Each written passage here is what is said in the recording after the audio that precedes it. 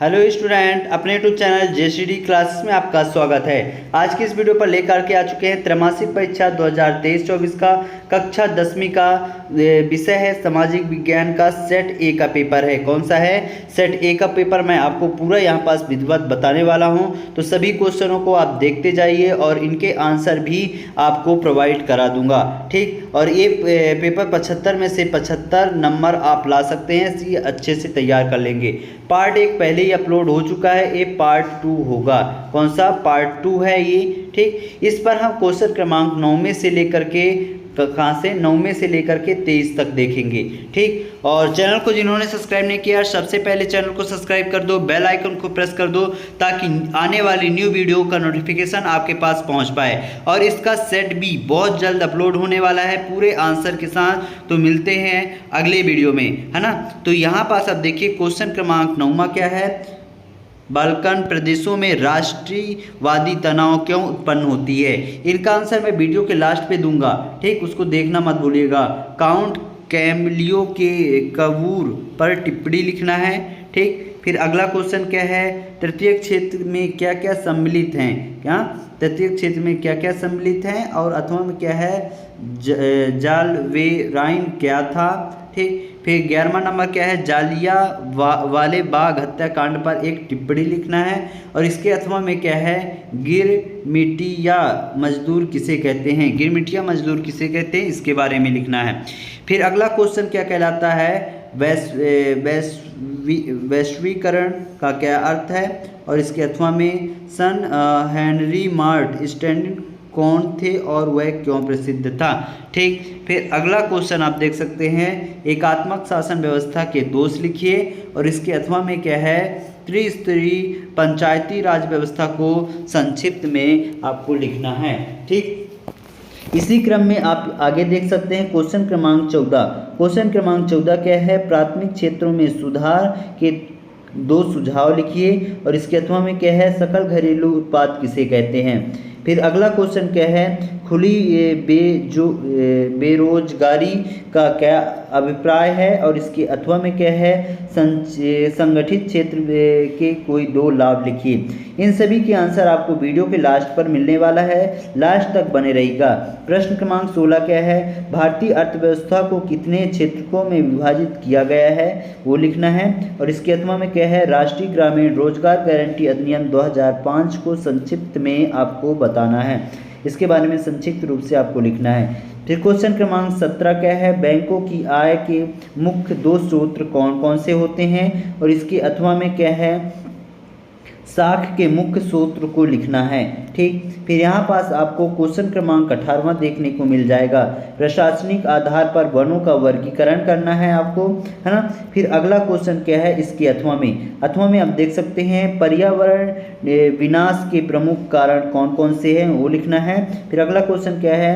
भारतीय अर्थव्यवस्था पर 1929 ई के महामंदी का क्या प्रभाव पड़ा था, वो लिखना है। और इसके अथवा में क्या है? 1929 के दौरान अमेरिका में महामंदी के लिए जिम्मेदार किन्हीं 3 कारकों का विश्लेषण करें। फिर क्वेश्चन क्रमांक 20वां क्या है? भारतीय संविधान की 8वीं अनुसूची में उल्लिखित विषय को लिखना है। और इसके अथवा में क्या है?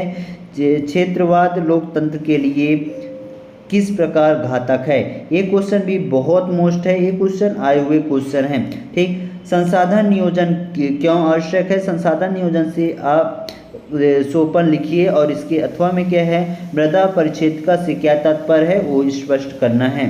ठीक, फिर अगला खिलाफत आंदोलन के प्रारंभ के कारण को लिखना है।